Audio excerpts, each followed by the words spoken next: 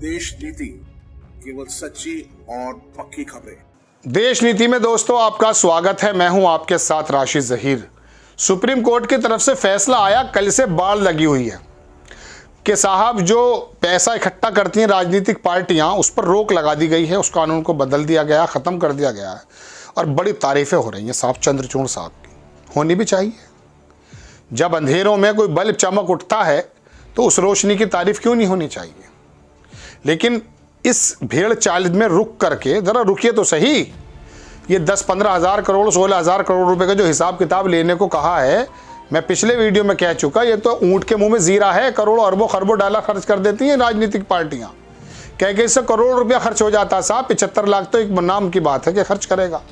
उसके अलावा लेकिन मैं 10,000 भारतीय जनता पार्टी पे चला गया, 1,500 कांग्रेस पे, ये बताने नहीं आया।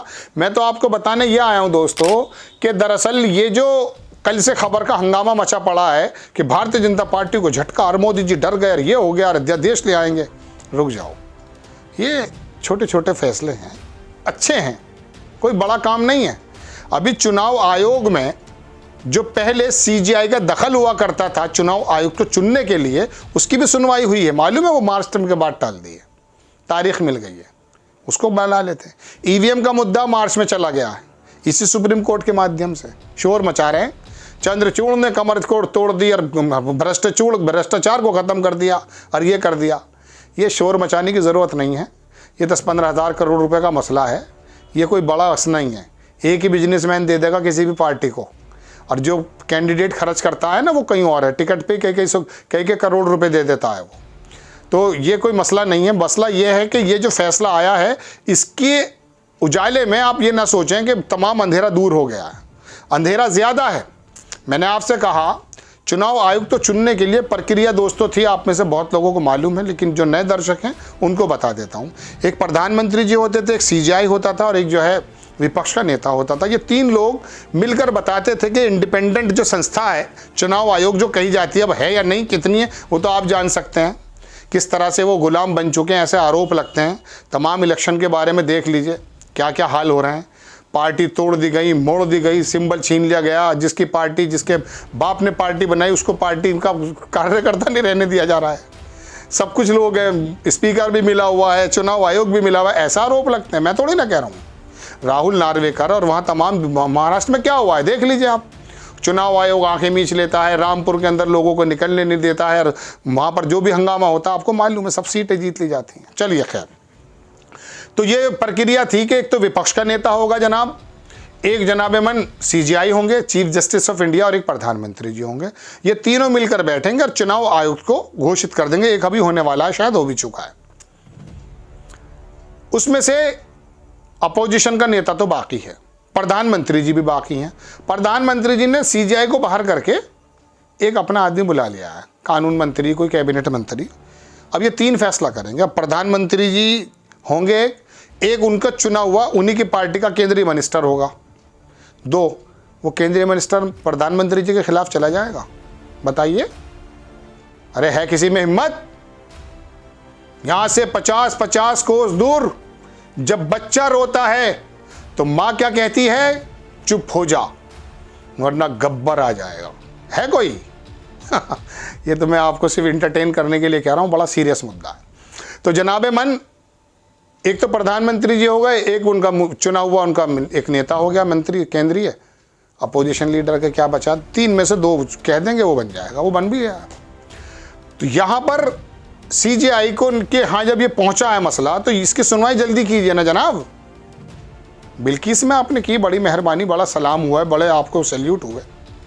चलिए इसको छोड़ दीजिए। ईवीएम, देश का बुद्धिजीवी वर्ग, वकील, विपक्ष के सारे नेता जमीन पर आए हुए हैं। विदेशों में बात चल रही, बांग्लादेश में भी इलेक्शन बैलेट से हो रहा है। दुनिया में ज्यादातर जो इलेक्शन है बैलेट से हो रहे हैं। अरे आप ये टेक्नोलॉजी टेक्नोक्रेट्स हो, है ना? हाँ, शौचालय बनने नहीं पूरे, है ना? पानी अभी आया नहीं है पूरी जगह। बिजली का मामला चल रहा अलग, और 81 करोड़ गरीब लाइन में लगे हुए हैं। भुखमरी में सबसे आगे जा, बहुत ज़्यादा नीचे जा रहे हैं। पोषक तत्व मिल नहीं पा रहे हैं।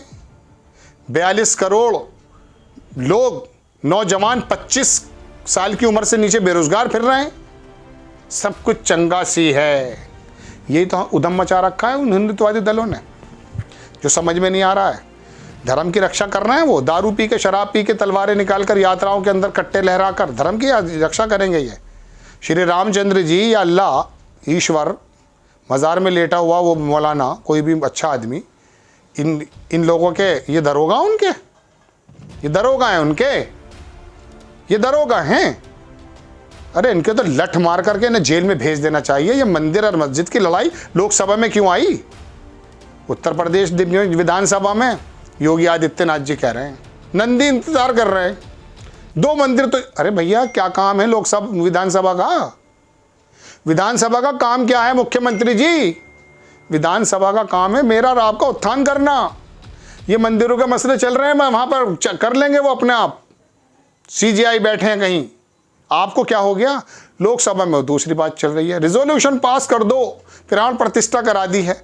इसी लोकसभा ने यूपीए के दौरान जब बाबरी मस्जिद को शहीद कर दिया था गुंडों ने, पता नहीं कौन से गुंडे थे, सब तो बरी हो गए वैसे, अब पता नहीं कौन बचे हैं वो, बाकी लोग जो आरोपी थे वो तो बरी हो गए।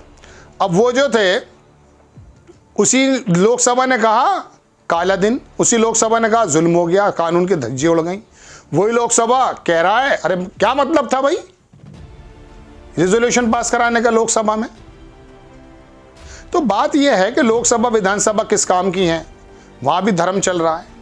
सीजीआई और सुप्रीम कोर्ट्स, इनकी तरफ से फैसले आ जाते हैं, जो मैं कह रहा हूं बल्ब जल जाता कोई एक अंधेरे में। लेकिन इतनी ज्यादा उत्साहित होने की जरूरत नहीं है। कल से बाढ़ लगा रखी है, ये अंजुम वो अंजुम, ये कटारिया वो। रुक जाओ भाई, रुक जाओ भाई, रुक जाओ। कोई डाकिया, मैं पहले भी बता चुका हूँ, 500 रुपये का मनी ऑर्डर लाता है तो उसके पैरों में मत गिरो, तू बड़ा दयालु है, उसका तो काम है। सीजीआई का काम था ये कहना कि ये जो इलेक्टोरल बॉन्ड के जरिए पैसा आ रहा है, इसका क्या, जरा बताओ क्या है मामला। 6 साल लगा दिए इसमें भी। 2017 का मामला था, भाजपा ही लाई थी। 6 साल लेट आया है, इस बारे में बस सवाल करना चाहिए। 2019 में इलेक्शन हो गए, 2017 में इलेक्शन हो गए, और फिर 22 के तमाम विधानसभाओं में इलेक्शन हो गए। 6 साल वाई सो लेट?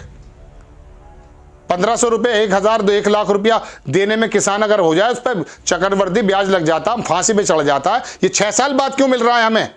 इस बात पर सवाल करना चाहिए, या इस बात पर लोट मोट हो जाना चाहिए? सीजीआई ने जो है कमर तोड़ दी है, यूं कर दिया। कोई कमर नहीं टूटी, एक ही नेता निकाल देगा 10-15 हज़ार करोड़ रुपया, इतना पैसा उसके पास। उसके बाद बिजनेसमैन निकालते हैं वो रूट मैपिंग, ये मैपिंग, वो मैपिंग, वो पता भी नहीं है अभी आपको।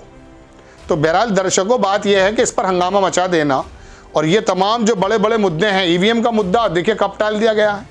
तो ये एक जगह कानून भी है ना कि वो इंसाफ देर से मिला ना मिलने के बराबर है। 6 साल तो आपने इसमें लगा दिया, अब जब इलेक्शन होने वाले हैं ईवीएम को भगवान पहले सुन लेते, ऐसा लोगों का कहना है। बड़े बड़े वकील कह रहे हैं, मैं थोड़ी ना कह रहा हूँ भाई, मैं तो उनकी ज़बानी पे बात आपको बता रहा हूँ। आपको समझ में आती है मेरी खबर, शेयर कर दीजिएगा, लाइक कर दीजिएगा, बेल का बटन है उसको दबा देना, नोटिफिकेशन मिल जाएगा। नेक्स्ट टाइम किसी खबर के साथ हाजिर होता हूँ। जय हिंद।